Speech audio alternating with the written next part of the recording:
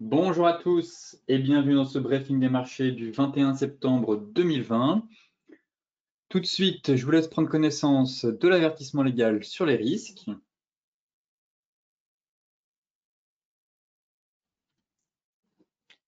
Et commençons ce focus marché donc par les bourses européennes qui ont terminé la semaine dernière dans le rouge, pénalisées notamment par les banques et le secteur des transports et des loisirs dans un environnement de marché perturbé, encore une fois, par l'indécision des banques centrales et la persistance du risque sanitaire.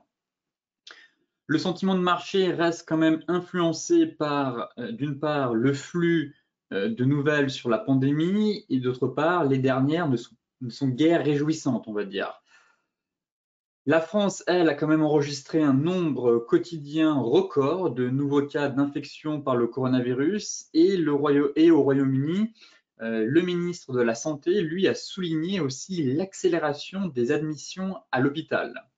Alors les doutes sur l'évolution de la conjoncture économique sont aussi nourris par les déclarations de la Réserve fédérale américaine sur le ralentissement de la reprise, celle de la Banque d'Angleterre sur un possible recours à des taux d'intérêt négatifs ou les chiffres toujours élevés des inscriptions au chômage aux États-Unis. Donc ça aussi, ça pèse énormément sur le moral des investisseurs. Et ce matin, eh bien, force est de constater que les bourses européennes ont dévissé fortement ce début de séance dans un climat de marché troublé par des signes d'une résurgence de la pandémie de Covid, susceptible, elle aussi, de freiner la reprise de l'économie. Côté US, entre prise de bénéfices et remontée des inquiétudes relatives à la pandémie de coronavirus, la bourse de New York, elle, a aussi terminé dans le rouge vendredi au terme d'une séance où les valeurs du secteur de la technologie ont terminé en repli, encore une fois pour la troisième séance d'affilée. Vendredi est une journée un peu particulière en plus avec l'expiration des options sur indices boursiers, des contrats à terme sur indices boursiers, des options sur actions et des contrats à terme sur actions. Donc ce qu'on appelle essentiellement, c'est le jour des quatre sorcières dans le jargon. Et en plus, la volatilité boursière est généralement forte. En parlant de ça, justement, ce matin, avec des bourses qui dévissent de quasiment 3%, le VIX se retrouve au-dessus de 30, donc un retour de la volatilité.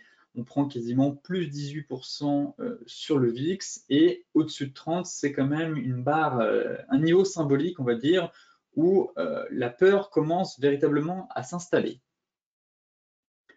Enfin, côté indicateur, on a eu les résultats préliminaires de l'enquête mensuelle de l'Université du Michigan qui ont montré que le moral des consommateurs américains s'améliorait plus nettement qu'attendu en septembre, progressant à 78,9 pour le mois en cours contre un consensus de 75 après 74,1 en août. Mais la tendance, finalement, s'est retournée un peu avant la clôture en Europe vendredi et cela n'a pas suffi à garder, on va dire, cette dynamique. Au contraire, on est reparti à la baisse sur l'ensemble des indices. Côté macro, ici nous avons le fameux bilan des banques centrales. Donc on a clairement eu un all-in depuis le crack, depuis le mois de mars, puisque le bilan combiné de la Fed, de la BOJ, donc la Bank of Japan, de la BCE, la Banque centrale européenne, a atteint un nouveau plus haut historique vendredi. On est monté à quasiment 21, enfin du moins 21 000, un peu plus de 21 000 milliards, 21 270 milliards de dollars. C'est égal à peu près au PIB américain. Donc, ce qui signifie que le papier continue d'être dévalué. On a quand même une belle faiblesse du dollar. Et à force d'injecter autant de liquidités, ça peut dévaluer les monnaies fiat. Donc cela ne se reflète pas encore dans les prix à la consommation, mais ça peut se refléter par contre dans le prix des actifs, puisque les récentes chutes sur les bourses qu'on vient d'avoir, si je vous montre ce graphique, on constate que les excès engendrent des excès. Et pour revenir à ce graphique, on a quand même injecté, enfin elles ont quand même injecté plus de 7 000 milliards de dollars en seulement 3 mois. Donc, on était quasiment, pour vous dire, hein, si on prend le cycle depuis, en comparé à 2008, ce qu'elles ont injecté sur les marchés, c'est, enfin 2008, c'était une goutte d'eau comparé à 2020. Là, on avait injecté à peu près 1000, 1500 milliards, un peu plus, allez, 2000 milliards. Là, on est déjà à 7000 milliards. Et si on rajoute la Bank of England, la Banque d'Australie et la Banque centrale de la Nouvelle-Zélande, on est sur un bilan qui monte à 25 000 milliards. Donc, on a injecté plus de 10 000 milliards sur les marchés en seulement quelques mois. Donc, open bar, liquidité à foison. Par contre, trop de liquidité tue les liquidités. Et justement, ce graphique montre encore une fois que les liquidités à foison engendrent des excès et les excès amènent des excès. Donc, je vous parlais de ce graphique il y a à peu près une semaine et demie, il me semble, comme quoi on avait déjà perdu 1000 milliards. Ici, on avait perdu 1000 milliards en seulement quelques séances. Et là, vendredi, à la clôture, on a lâché encore 400 milliards quasiment. Les Fangman viennent de perdre 1400 milliards depuis début septembre.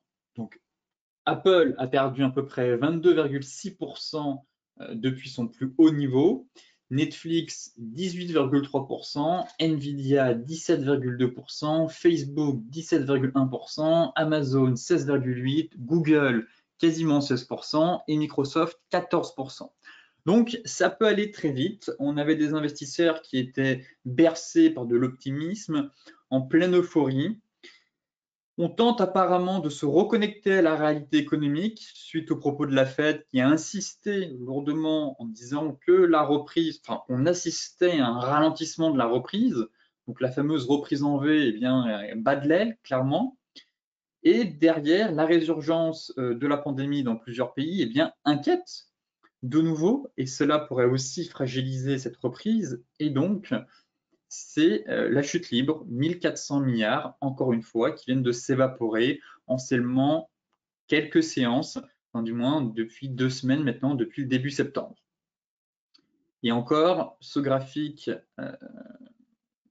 date de vendredi. Actuellement, le Nasdaq perd quasiment 2%. Donc, on devrait de nouveau perdre quasiment entre 300 et 400 milliards aujourd'hui. Donc, on avait fait un creux au mois de mars à 4500 milliards, on a doublé quasiment, et en seulement 15 jours, durant toute cette ascension, pour passer de 4005 à 8005, on vient de perdre quasiment un peu plus d'un quart en seulement 15 jours. Donc, encore une fois, méfiez-vous de l'euphorie, toujours. Pour rappel, on était dans une dynamique qui ressemble à une parabole, donc une dynamique de bulle.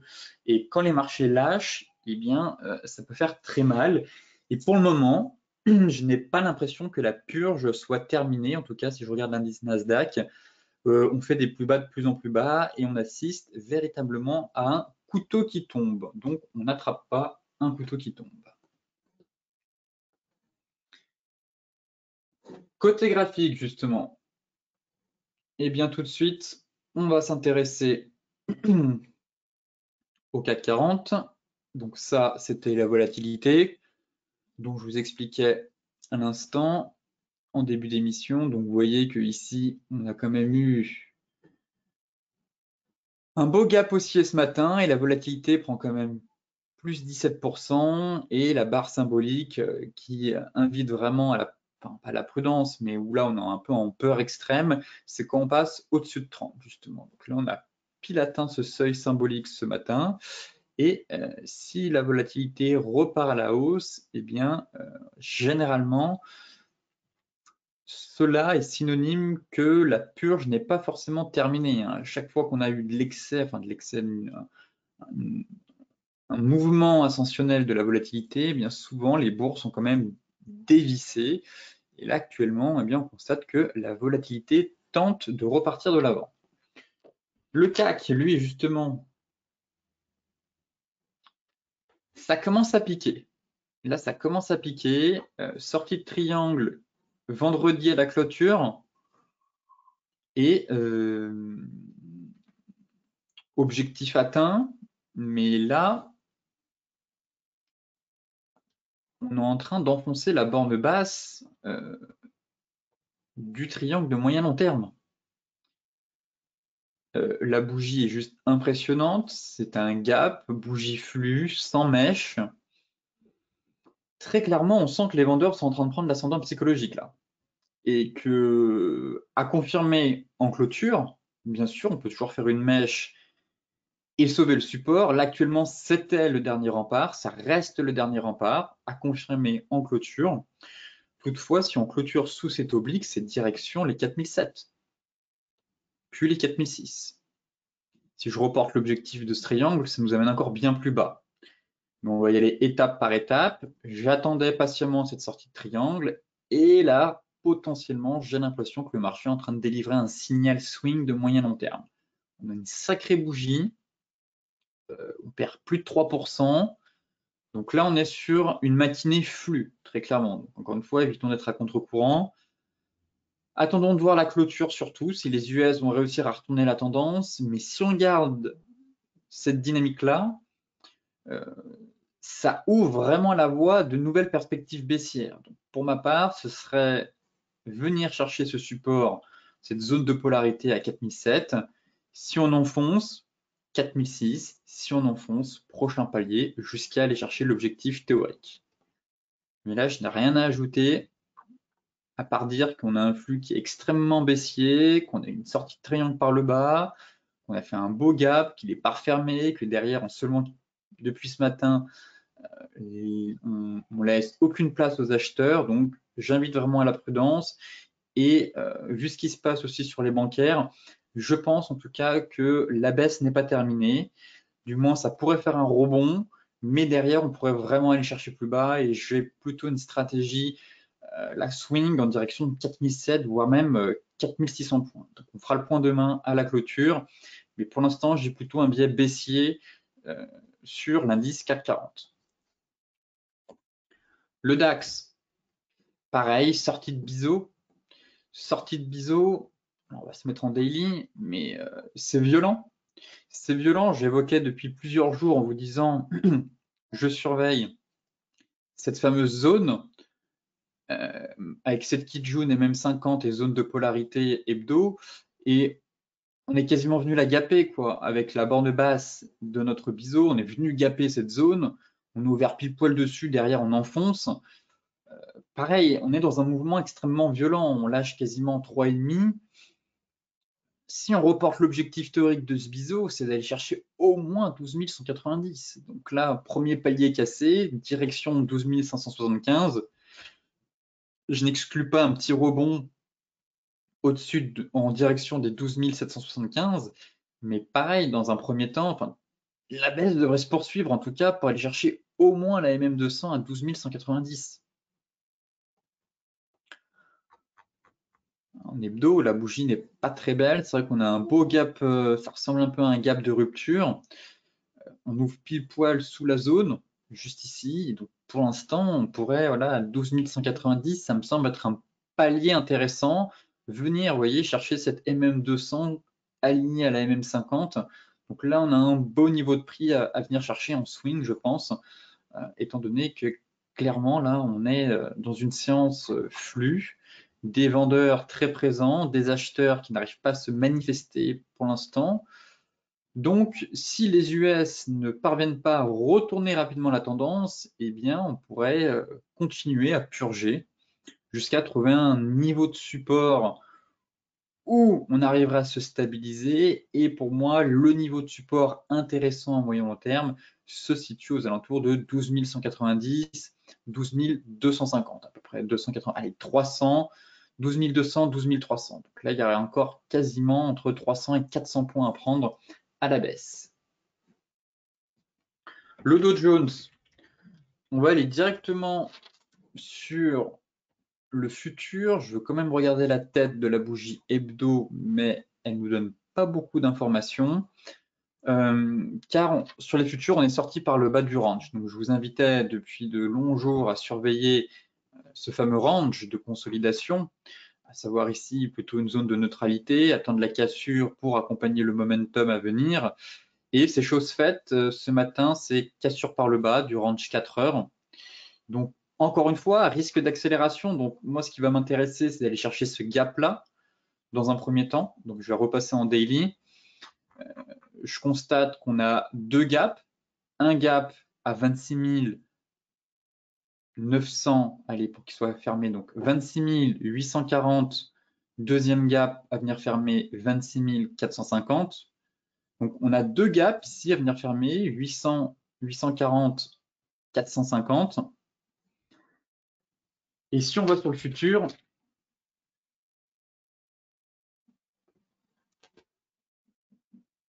voilà.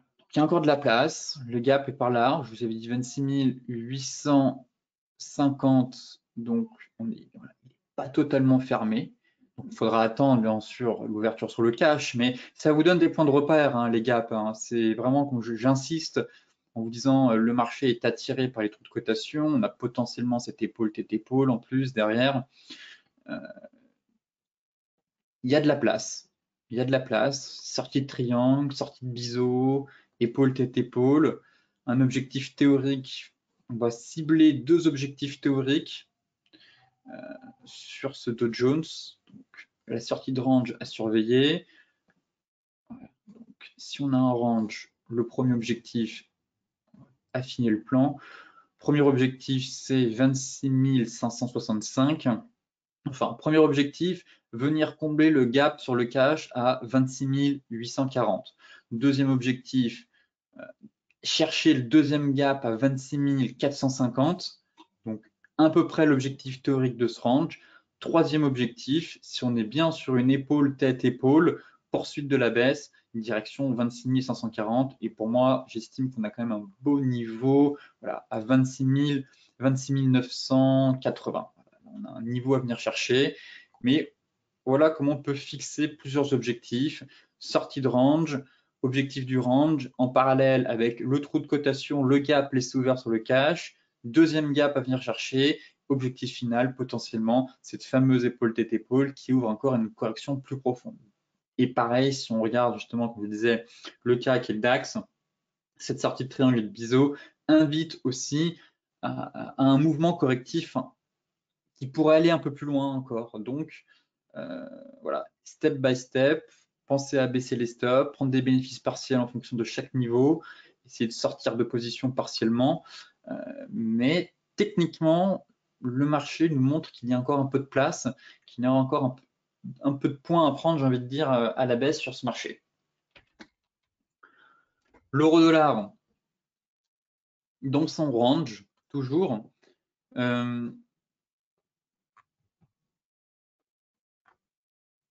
J'attends pareil la sortie de cette consolidation. Ce qui est intéressant de voir, ça va être la réaction plus proche de la MM50. Les niveaux n'ont pas changé. Pour moi, c'est 1,1745 à la baisse pour faire pullback en direction des 1,90. 1,1950 à la hausse pour aller chercher 1,2040, 1,2180. Donc ça, c'est plutôt la stratégie swing. À court terme, je vous invite à surveiller ce range. Voilà, on a un magnifique range 4 heures ici en place pour l'instant. Les rotations, donc ce range correspond à peu près au 1,1875, 1,1745. Donc trader ce range, sinon, eh bien, encore une fois, attendre la cassure qui devrait donner justement, logiquement du moins, le point de départ du prochain mouvement directionnel. Euro, yen, on en parlait dans les stratégies bourse la semaine dernière avec un beau range justement contrairement à l'euro-dollar. Mercredi, sorti par le bas du range. Donc pareil, pensez à abaisser vos stops, à sortir à la limite partiellement de position. L'objectif est bientôt là. Pour l'instant, on a peut-être un petit support ici. Mais encore une fois, hein, si les marchés vont purge, ça pourrait accélérer au moins sur les 121. Les investisseurs vont chercher du yen. L'euro cède du terrain ce matin. On recherche les valeurs refuges, donc le yen. Et l'objectif théorique, lui, est à 122,40. Mais personne ne sait si le mouvement ne va pas continuer. Et si on fait un parallèle avec la possible poursuite de la baisse sur les indices mondiaux, eh bien, on pourrait aussi accélérer en direction des 121 et venir chercher la MM200. Donc, pareil, ne soyez pas trop gourmands, pensez à baisser vos stops, à sortir de position partiellement et essayez, encore une fois, d'accompagner le plus loin possible ce retournement de tendance qu'on est en train d'avoir jusqu'à avoir un essoufflement. Et pour le moment, que dire si ce n'est que c'est baissier, hein. On est venu chercher le support, ça consolide, ça casse, break, accélération. Bon, l'objectif théorique n'est pas loin, ça ne correspond pas à un gros niveau de support. Donc, d'où mon scénario de possible accélération pour venir chercher vraiment un support intéressant en direction des 121. Le NZD-USD. NZD-USD, belle paire. On est sur un gros niveau de résistance, comme vous pouvez le voir sur ce graphique. Donc, on est venu chercher ici, ça correspond à ce niveau qui est là, à ce niveau qui est là. Là, on a travaillé au point bas qui est là, donc un peu une zone de polarité aux alentours des 0,68, couplé avec MM200. Donc, ça vient renforcer le niveau de résistance. Derrière, si on bascule en daily, on se rend compte que on a potentiellement un range, qu'on a fait une belle étoile filante, une étoile filante vendredi. Et là, on fait potentiellement un avalement qui pourrait confirmer derrière une étoile du soir. Et avec un risque de range et de nouveau un échec sur notre résistance hebdomadaire couplée à la MM200 hebdo. Donc, bon niveau de résistance, possible range à venir, chandelier de retournement qui prend forme.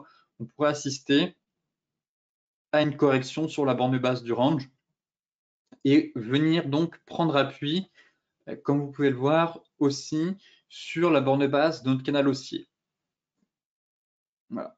Pour l'instant, on évolue dans un canal haussier, on consolide à l'intérieur de ce canal dans un range, et donc si on fait une nouvelle rotation, ce sera de venir chercher le bas du range qui correspond aussi à la borne basse du canal. Là, en données 4 heures, si on affine, bon, on a des belles bougies flux, on est en train de casser sur MM50, nuage qui se met à plat, donc qui confirme bien la latéralisation des cours, j'ai envie de dire. Pas plus d'infos que ça. Potentiellement tracer une petite droite de tendance. Mais bon, tracer comme ça.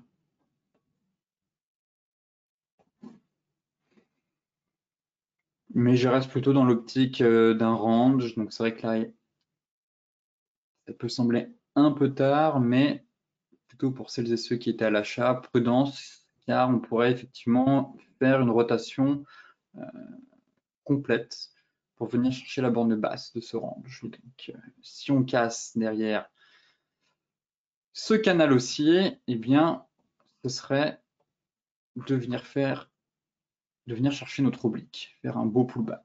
Donc, à surveiller. La clôture, pareil, de cette bougie hebdomadaire pourrait aussi donner éventuellement un signal swing si on fait un avalement baissier.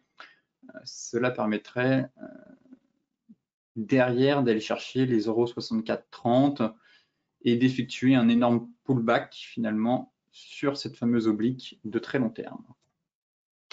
Les matières premières avec le gold. Ça prend des bénéfices, normal, en même temps on perd plus de 3%. Oui, le gold est une valeur refuge, mais quand les marchés lâchent plus de 3%, 4%, eh bien les investisseurs prennent des bénéfices.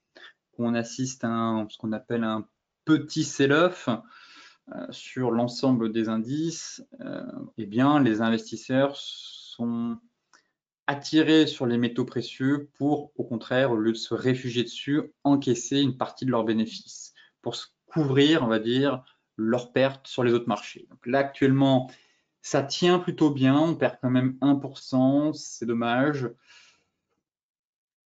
mais les supports sont sauvés. On est toujours dans le range, le support tient, on a une bonne résilience, je trouve, du gold face aux inquiétudes et face à un possible sell-off qu'on a eu quand même, surtout sur les indices américains et le Nasdaq où on plonge quand même depuis 15 jours. Le gold, lui, est plutôt dans un range, donc on a une certaine résilience, je trouve, mais c'est vrai qu'il ne faudrait pas qu'on aille trop bas non plus, car là, ça pourrait casser cette belle dynamique, en tout cas, qu'on a actuellement sur le gold. Pour ma part, je note que les supports sont sains et saufs, donc pourvu que ça dure. Et encore une fois, on va essayer de surveiller la sortie de ce range qui devrait donner le tempo pour la suite. Là, c'est vrai qu'on met un peu en difficulté la M50 qui venait souvent soutenir les cours. Pour l'instant, tant que ça latéralise, pas d'inquiétude. On se fera un peu plus de soucis si ce marché est amené à casser son range.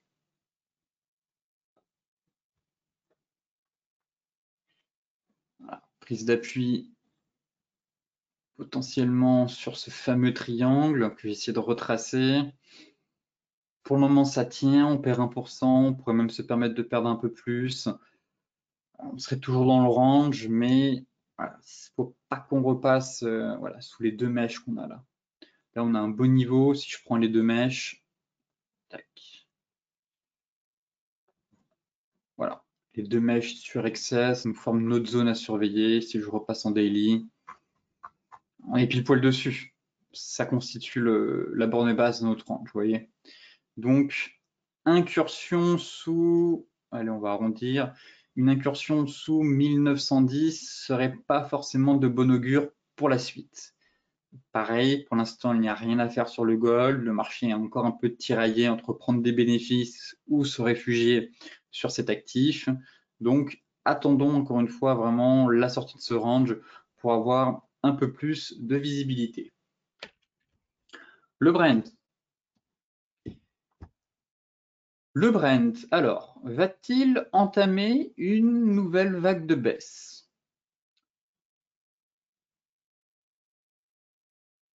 Suite à la divergence on avait un signal technique qui nous envoyait une reprise haussière. Bien entendu, c'est l'ouragan Sally qui est venu frapper les côtes américaines et donc mettre en péril la production qui a permis ce rebond de 10% en seulement 3 séances. C'est un effet de court terme, comme je vous le disais. Des ouragans, il y en a chaque année, on a l'habitude. Ce qui compte, c'est la pandémie. Et là, actuellement, avec la résurgence dans plusieurs pays, ça inquiète. Donc ça, c'est un phénomène de moyen long terme. Là-dessus, les effets sont un choc de la demande, surtout si de nouveaux lockdowns, forcément, le Brent va encore chuter. C'est pas l'ouragan Sally qui va permettre de retrouver un baril à 50 $. Ça, c'est un effet de court terme, ce qu'on pourrait appeler du bruit de marché. Par contre, de nouveaux lockdowns, une résurgence des cas, donc des gens qui voyagent moins, qui utilisent moins leur voiture, forcément, la demande va être impactée. Donc là, derrière, ce qui est intéressant de voir, c'est qu'on a fait une belle vague de baisse, rebond sur les 61,8 de retracement de Fibo, et ça repart à la baisse.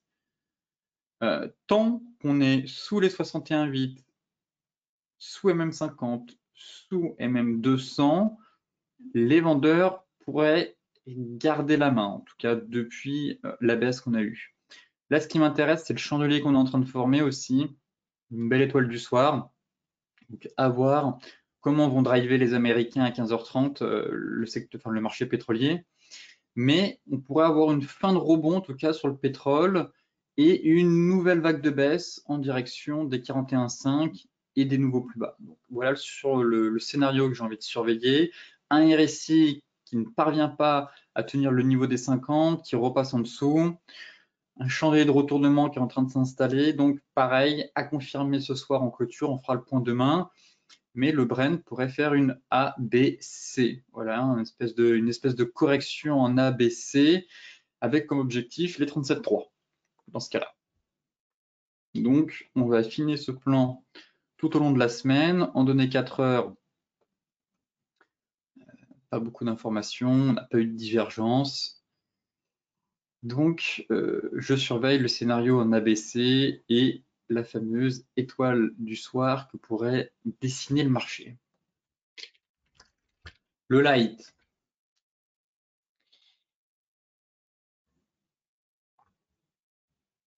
Par contre, le light, lui, nous confirme sa divergence. On avait bien une divergence sur le light, ici. Je vais retracer même. Voilà. Vous pouvez voir. Tac, on avait bien. Je vais enlever mon triangle. Là, on avait quand même retracé plus de 60. Alors, attendez. Tac. Je vais nettoyer le graphique. Voilà. Ce sont un peu plus propres. Donc, la dernière vague de baisse, on a retracé combien? Bon, on avait retracé quasiment les 61,8. On est allé un peu au-dessus.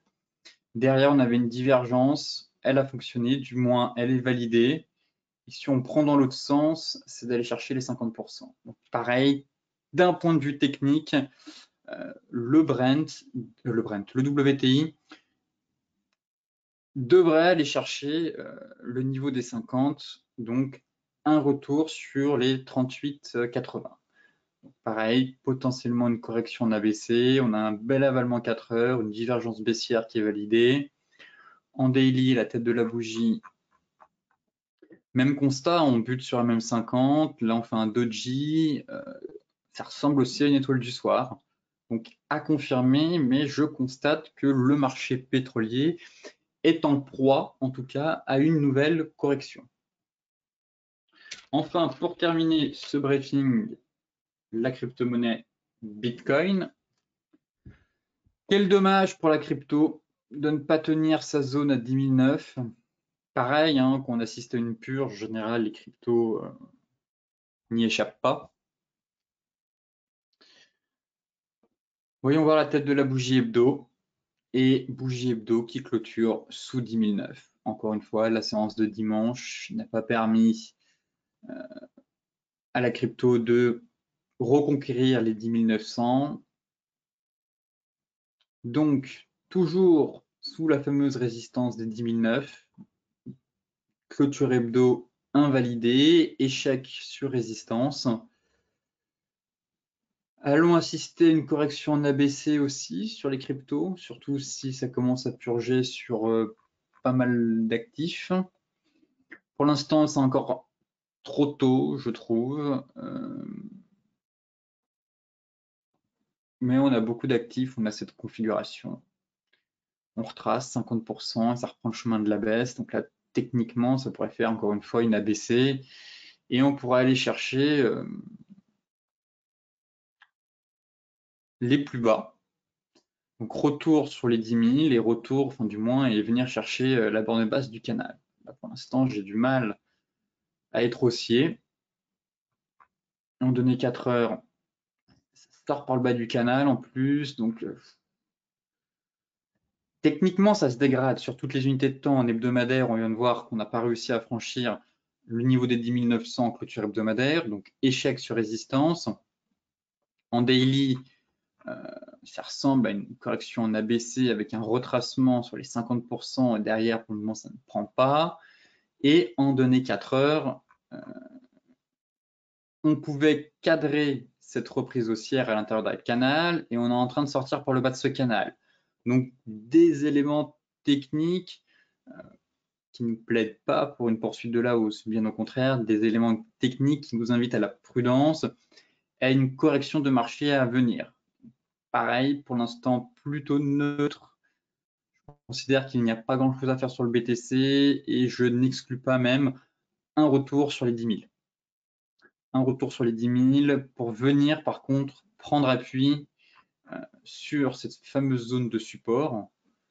Et cela correspond aussi à la borne basse de notre canal haussier. Donc là, ce sera un niveau de prix qui va devenir intéressant, en tout cas. On pourrait potentiellement avoir un range, potentiellement avoir un double bottom. Donc voilà, là, il n'y a rien à faire. Si on repasse au-dessus de 10 900, pourquoi pas.